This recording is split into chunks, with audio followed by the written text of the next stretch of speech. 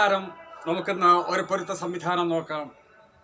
വിദേശത്ത് ജോലി ചെയ്ത് അവിടെ കുടുംബമായി ജീവിക്കുന്ന ഒരു മകനുമായി കുടുംബമായി ജീവിക്കുന്ന ഒരു ഭാര്യയും ഭർത്താവും. അപ്പോൾ അവർ ഈ ഇടക്കാലങ്ങളിലോ കുറച്ചു കാലമായിട്ടോ ചിലപ്പോൾ നല്ല ഒരുമിച്ച് ജീവിക്കും, ചിലപ്പോൾ അവർ തമ്മിൽ അഭിപ്രായ വ്യത്യാസങ്ങളും ഉണ്ടാകാറുണ്ട്. അതുകൊണ്ട് ആ ഭാര്യയുടെ മാതാവ് എനിക്ക് അവരുടെ ഡേറ്റ് ഓഫ് ബർത്ത് അയച്ചു എന്നിട്ട് പറഞ്ഞു, സാർ ഇതൊന്ന് നോക്കണം, ഇവരെങ്ങനെയെങ്കിലും ഒരുമിച്ച് പോകാൻ സാധ്യതയുണ്ടോ, എങ്ങനെയെങ്കിലും ഒരുമിച്ച് പോകാൻ സാധ്യതയുണ്ടോ, അല്ല എങ്കിൽ ഇങ്ങനെ എന്നും അടിച്ചും ഇങ്ങനെ മാനസിക പീഡനം അനുഭവിച്ചിട്ടും ഒരു വ്യക്തി കഴിയേണ്ട കാര്യമില്ലല്ലോ. ഞാൻ അവരോട് കാര്യം പറഞ്ഞു. അപ്പോൾ വീഡിയോയിൽ കൂടി ഒരു വീഡിയോ ചെയ്ത് ഇടണമെന്ന് പറഞ്ഞു. അത് ഞാൻ അവർക്ക് അയച്ചു കൊടുക്കാം, അവർ തന്നെ തീരുമാനമെടുക്കട്ടെ എന്ന്. ആ അർത്ഥത്തിലാണ് ഈ വീഡിയോ ചെയ്യുക. 23/12/1987 പന്തളത്ത് ജനിച്ച പുരുഷ ജനനം, തിരുവോണ നക്ഷത്രം, ലഗ്നം വന്നിരിക്കുന്നത് മേടരാശിയിൽ. തുലാത്തിൽ കുജൻ, ലഗ്നാധിപനായ കുജൻ നിൽക്കുന്നുവെങ്കിലും 8 മാറിക്കഴിഞ്ഞു, 7 ധനുവിൽ രവി, ശനി, ബുധൻ, മകരത്തിൽ ചന്ദ്രനും ശുക്രനും, മീനൻ രാശിയിലാണ് ഗുരുവാണെങ്കിലും ഗുരു ലഗ്നഭാവത്തിലേക്ക് മാറിക്കഴിഞ്ഞു. പിന്നെ 4/11/1992 പന്തളത്ത് ജനിച്ച സ്ത്രീ ജാതകത്തിൽ മിഥുന ലഗ്നം, 2 കുജൻ, 4 ഗുരു, തുലാത്തിലാണ് രവിയെങ്കിലും ഭാവാൽ 6 മാറിക്കഴിഞ്ഞു, ബുധൻ 6 ശുക്രൻ വൃശ്ചികത്തിലാണെങ്കിലും ശുക്രൻ 7 മാറി, ശനി മകരത്തുണ്ടെങ്കിലും ഭാവാൽ 9 മാറി, 9-ാം ഭാവത്തിൽ 9 തന്നെ കുംഭത്തിൽ ചന്ദ്രനുണ്ട്. ഇതാണ് സ്ത്രീ ജാതകത്തിൻ്റെ കാലാവസ്ഥ. ആദ്യം പുരുഷ ജാതകത്തിലേക്ക് നോക്കാം, ലഗ്നത്തിന് ബലമുണ്ടോയെന്ന്. മേടലഗ്നം രാശിചക്രത്തിലെ ആദ്യത്തെ രാശി ലഗ്നമായി വന്നിരിക്കുന്നു. സ്വക്ഷേത്ര ബലവാനായി നിന്നുകൊണ്ട് ഗുരു ലഗ്നഭാവത്തിലേക്ക്, 12-ാം ഭാവപതി തന്നെ ലഗ്നഭാവത്തിലേക്ക് മാറിക്കഴിഞ്ഞു.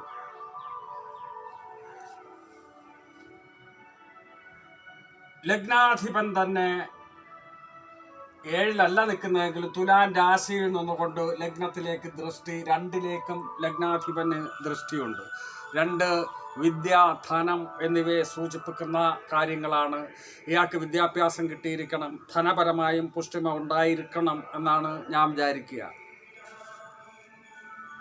പക്ഷേ ലഗ്നാധിപൻ 8 മാറിയത് കൊണ്ടുള്ള ചെറിയ വശപ്പിശകളും ഉണ്ട്. 9 ബുധൻ, രവി, ശനി. ഭാഗ്യസ്ഥാനത്ത് 3 ഗ്രഹങ്ങൾ സ്ഥാനം പിടിച്ചിരിക്കുന്നു. 9 രവി നല്ലത് തന്നെയാണ്. 5-ാം ഭാവാധിപൻ, 5ഉം 9ഉം തമ്മിലുള്ള ബന്ധം മനസ്സിൻ്റെ സംഭവവുമായി ബന്ധപ്പെട്ടതാണ്. അത് ബുധനും ശനിയുമായി, 2 ക്ലീബഗ്രഹങ്ങളുമായി ബന്ധപ്പെടുമ്പോൾ മാനസികമായ ഒരു ചെറിയ ബുദ്ധിമുട്ടുകൾ, ആവശ്യമില്ലാത്ത ബുദ്ധിമുട്ടുകൾ ഉണ്ടാക്കാം. കാരണം ബുധനും ശനിയും തമ്മിലുള്ള ഒരു യോഗം എന്ന് പറയുന്നത് ക്ലീബഗ്രഹങ്ങളാണ്. ഏത് വാക്കെടുക്കുമെന്നറിയാൻ പറ്റില്ല, നല്ലതിനായിരുന്നാലും കൊല്ലാത്തതിനായിരുന്നാലും. 10 നോക്കാം. 10-ൽ 2 ശുഭഗ്രഹങ്ങൾ, 4-ാം ഭാവപതിയും 2ഉം 7ഉം ഭാവപതിയുമായ 2 ശുഭഗ്രഹങ്ങൾ, ദുസ്ഥാനം പോലും അല്ല, ആധിപന്മാർ പോലും അല്ല, ആ ശുഭഗ്രഹങ്ങൾ 10-ൽ ഗ്രഹബന്ധമുണ്ട്. 10-ാം ഭാവപതി 9-ൽ. അപ്പോൾ ഈ വ്യക്തി വിചാരിച്ചാൽ ഉന്നതമായ തൊഴിൽ മേഖലകൾ തന്നെ കരസ്ഥമാക്കാൻ കഴിയും. ഇനിയും സ്ത്രീ ജാതകത്തിൽ 2-ൽ ഗ്രഹബന്ധമുണ്ട്, 2ലേക്ക് ശനി ദൃഷ്ടി, അഗ്നിമാരുത യോഗം. ലഗ്നത്തിലേക്ക് ഗ്രഹബന്ധമല്ല, അഗ്നിമാരുത യോഗം 2-ൽ പ്രദാനം ചെയ്തിരിക്കുന്നു. അത് 8-ലും പ്രദാനം ചെയ്തിരിക്കുകയാണ്. അങ്ങനെ പരസ്പര ദൃഷ്ടി അത് 2 വീട്, ധനം, വിദ്യ, വാക്ക്, ആ സംഭവങ്ങൾ കലുഷിതമായി മാറിയേക്കാം. അത് ഈ വ്യക്തി തന്നെ ശ്രദ്ധിക്കേണ്ടിയിരിക്കുന്നു. തീർച്ചയായിട്ടും ഈ കുട്ടിക്കും പാപഗ്രഹങ്ങളുടെ ബന്ധം 2-ൽ വന്നെങ്കിൽ പോലും വിദ്യാഭ്യാസം കിട്ടിയിരിക്കാം, ചിലപ്പോൾ 1-ലധികം വിദ്യാഭ്യാസം കിട്ടിയിരിക്കാം, എനക്കറിയില്ല. പക്ഷേ ഈ കുട്ടിയുടെ 7-ഉം 10-ഉം ഭാവാധിപനായ ഗുരു 7-ഉം 10-ഉം ഭാവാധിപനായ ഗുരു കേന്ദ്രസ്ഥാനമായ 4-ൽ നിന്നുകൊണ്ട് 10-ലേക്ക് ദൃഷ്ടി. 10-ന് ഗ്രഹബന്ധമുണ്ട്. 10-ന് ഗ്രഹബന്ധമുണ്ട്. അപ്പോൾ തൊഴിൽപരമായ ക്ലേശങ്ങൾ ഉണ്ട് എങ്കിൽ അതിനെ സ്വകർമ്മം കൊണ്ട് അതിജീവിക്കാൻ കഴിയണം. കാരണം നിൽക്കുന്ന രാശിയിൽ നിന്നൊരു ഗ്രഹം 7-ലോട്ട് പൊക്കഴിഞ്ഞാൽ, ആധിപത്യമുള്ള രാശിയിൽ നിന്ന് 7-ലോട്ട് പൊക്കഴിഞ്ഞാൽ ഡെസ്ട്രിമെൻ്റ്, ഒരു ബലക്കുറവ് ഉണ്ട് എന്ന് പറയും. ബലക്കുറവ് ഉണ്ടെങ്കിൽ നമ്മുടെ കർമ്മം കൊണ്ട് അത് ബലപ്പെടുത്തണം. 8-ാം ഭാവപതി സ്വക്ഷേത്ര ബലവാനായി നിന്ന് 9-ൽ 8-ലേക്കോ ചൊവ്വയുടെ ദൃഷ്ടി, ഗുരുവിൻ്റെ ദൃഷ്ടി, ഇതെല്ലാം കൊണ്ട് 8 സേഫ്റ്റിയാണ് എന്ന് മാത്രമല്ല ദീർഘായുസ് പ്രദാനം ചെയ്ത് കിട്ടുകയും പുരുഷജാതകത്തിലെ 8-ാം ഭാവം തന്നെ ലഗ്നാധിപന്റെ രാശിയാണ്. ഈ 1-ഉം 8-ഉം തമ്മിലുള്ള ബന്ധം, ലഗ്നാധിപൻ തന്നെ 8-ാം ഭാവപതി ആകുമ്പോൾ അതും ആയുസിന് നല്ലത് പറയുന്നു. മാത്രവുമല്ല 8-ലേക്ക് 8-ാം ഭാവാധിപൻ ഭാവാൽ മാറിക്കഴിഞ്ഞു, ലഗ്നബന്ധവുമുണ്ട്, അതും നല്ലത്. ഇതിപ്പം 2 വ്യക്തിത്വങ്ങൾക്കും പരസ്പരം മേന്മകളുണ്ട് എന്നിരിക്കട്ടെ, പരസ്പരം മേന്മകളുണ്ട്. അവർ തമ്മിലൊരു ലയം ഇല്ല എങ്കിൽ ഒരുമിച്ച് ജീവിച്ചു പോകാൻ പറ്റുകയില്ല. പല പ്രശസ്തരുടെയും കാര്യം നമുക്കറിയാമല്ലോ. എന്നാൽ ലയമുള്ളവർ റോഡിൽ ടാർപ്പയുടെ ഷീറ്റിൽ, ദാരിദ്ര്യത്തിൽ, മണ്ണെണ്ണ വിളക്കിൻ്റെ വെളിച്ചത്തിൽ അവർ ജീവിച്ചിരുന്നാലും അതൊരു സംഗതിയാണ്. മണിമാളികകളിൽ പരസ്പരം വീർപ്പ് മുട്ടി അടിപിടി കൂടി കഴിയുന്ന വിദ്യാസമ്പന്നരും സാമ്പത്തിക സമ്പന്നരുമായ ഒട്ടനവധി പേരുടെ കാര്യങ്ങൾ എനിക്കറിയാം. അങ്ങനെ ജീവിച്ചിട്ട് അർത്ഥമല്ല. അല്ലെങ്കിൽ വേർപിരിയണം. നിങ്ങൾ വേർപിരിയാനുള്ളൊരു സാധ്യതയുണ്ടോ ഇല്ലയോ? എന്തെങ്കിലും രണരണീഭാവത്തിൻ്റെ ഒരല്പം സ്ഫുലിംഗങ്ങളെങ്കിലും ഉണ്ടെങ്കിൽ നിങ്ങൾ 2 പേരും വിചാരിച്ചു കഴിഞ്ഞാൽ അത് മുന്നോട്ട് കൊണ്ടുപോകാൻ കഴിയും. അതില്ല എങ്കിൽ പിന്നെ കഠിനമായി പരിശ്രമിക്കേണ്ടി വരും. നോക്കാം, നമ്മൾ പൊരുത്തത്തിൽ നോക്കുന്ന രണരണീഭാവം ഉണ്ടോ ഇല്ലയോ. പുരുഷന്റെ 7-ാം ഭാവാധിപൻ ശുക്രൻ നിൽക്കുന്ന രാശിയിലോ ശുക്രന്റെ ഉച്ചരാശിയിലോ മറ്റേയാൾക്ക് ലഗ്നമോ ചന്ദ്രനോ വരണം. ആ നിയമം നോക്കാം.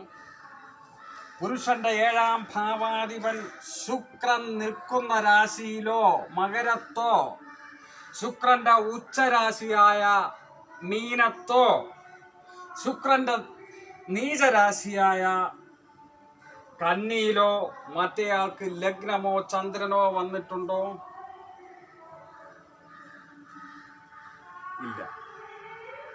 ഈ ഭാഗത്തൊന്നും അങ്ങോട്ട് ഒരു രണരണീഭാവം ഇല്ല പുരുഷജാതകത്തിൽ നിന്നും. അപ്പോൾ എന്ത് ചെയ്യും? തിരിച്ചെന്തെങ്കിലും ഒരു ചെറിയൊരു സംഗതി ഉണ്ടോ എന്ന് നോക്കാം. ഇതേ നിയമം തന്നെ. ഈ ലഗ്നക്കാരിയുടെ 7-ാം ഭാവപതി ഗുരു നിൽക്കുന്ന രാശിയിലോ ഗുരുവിൻ്റെ ഉച്ചരാശിയിലോ ഗുരുവിൻ്റെ നീചരാശിയിലോ മറ്റേയാൾക്ക് ലഗ്നമോ ചന്ദ്രനോ ഉണ്ടോ? ഉണ്ടല്ലോ. ഗുരുവിൻ്റെ നീചരാശിയിൽ ചന്ദ്രൻ നിൽക്കുകയാണ്. രണരണീഭാവം എല്ലാം ഒരുമിച്ച് കിട്ടുകയില്ല. ചെറിയൊരു സ്ഫുലിംഗം എങ്കിലും ഉണ്ട് എങ്കിൽ അവർ കൂടെ കർമ്മം ചെയ്താൽ, അവർ കൂടെ അവരുടെ മനോഭാവം കൊണ്ട് വിചാരിച്ചാൽ അവർക്ക് ഒരുമിച്ച് പോകാൻ സാധ്യതയുണ്ട്. അതൊരു ചെറിയ സാധ്യത മാത്രമാണ്. അത് നിങ്ങൾ കൂടെ പരിശ്രമിക്കണം. പരിശ്രമിച്ചാൽ നിങ്ങൾക്ക് അതുവഴി ലാസവിലാസവും പ്രേമസുരഭിലവുമായ ജീവിതം മുന്നേറാൻ കഴിയും. ഞാൻ പറഞ്ഞിട്ടുണ്ടല്ലോ, ദാമ്പത്യ ബന്ധത്തിൻ്റെ അടിസ്ഥാനം പുരുഷ മേധാവിത്വം, പുരുഷൻ പറയുന്നത് മാത്രം കേട്ടനുസരിക്കുന്ന സ്ത്രീ, പുരുഷന് താഴെ നിൽക്കുന്ന ആ സംവിധാനമെല്ലാം ഇന്നങ്ങ് അമ്പേ മാറിപ്പോയി. ജീവിതം പരസ്പരം സ്വന്തം കാലിൽ നിന്ന് ഷെയർ ചെയ്യേണ്ടവരാണ്, പരസ്പര ആശ്രിതത്വം ഇല്ലാതെ. എനിക്ക് എൻ്റേതായ അഭിപ്രായങ്ങളും സ്വാതന്ത്ര്യങ്ങളും അംഗീകരിച്ചു തരേണ്ട, ന്യായമായിരിക്കണം അഭിപ്രായവും സ്വാതന്ത്ര്യവും, അംഗീകരിച്ചു തരേണ്ട ബാധ്യത എൻ്റെ ഭാര്യയ്ക്കുണ്ട്. അവരുടെ മേൽ മെക്കിട്ട് കയറാതെ, അവളെ എടുത്ത് തോളിൻ്റെ പുറത്ത് വെക്കാതെ തന്നെ അവളുടേതായ സ്വാതന്ത്ര്യങ്ങളും ഇഷ്ടങ്ങളും വ്യക്തിപരമായി ചെയ്യാനുള്ള സ്വാതന്ത്ര്യം അവക്കും ഉണ്ടായിരിക്കണം. അങ്ങനെ ആവുമ്പോഴേ ദാമ്പത്യ ബന്ധത്തിൽ ശരിയാവും. ഈ ബന്ധം, ഞാൻ ഈ ശരിയാകാത്ത ബന്ധം തുടർന്നു കൊണ്ടുപോകാൻ അടിപിടി കൂടി അവസാനം കത്തിക്കുത്തിൽ കലാശിച്ച് അതിൻ്റെ ആവശ്യമില്ല. ഇഷ്ടമില്ലെങ്കിൽ വേർപിരിയുക തന്നെ വേണം, പിള്ളേരുണ്ടോ ഇല്ലയോ. പക്ഷേ നിങ്ങൾ വിചാരിച്ചു കഴിഞ്ഞാൽ ഈ ബന്ധം മുന്നോട്ട് കൊണ്ടുപോകാൻ ആകില്ല ഇരുന്നോ എങ്കിൽ ഒരുപക്ഷെ ഞാൻ ഈ വീഡിയോ ചെയ്യില്ലായിരുന്നു. ആ മാതാവിനോട് കാര്യം പറയുക ഉള്ളുവായിരുന്നു. കാരണം അങ്ങനെ ഒരു വീഡിയോ ചെയ്താൽ തുറന്നു കൊണ്ടുപോകാൻ പറ്റാത്ത രീതിയിലുള്ളൊരു വീഡിയോ ചെയ്ത് ആ മകളും അവർ കാണുകയാണെങ്കിൽ പിന്നെ അത് ബുദ്ധിമുട്ടാകും.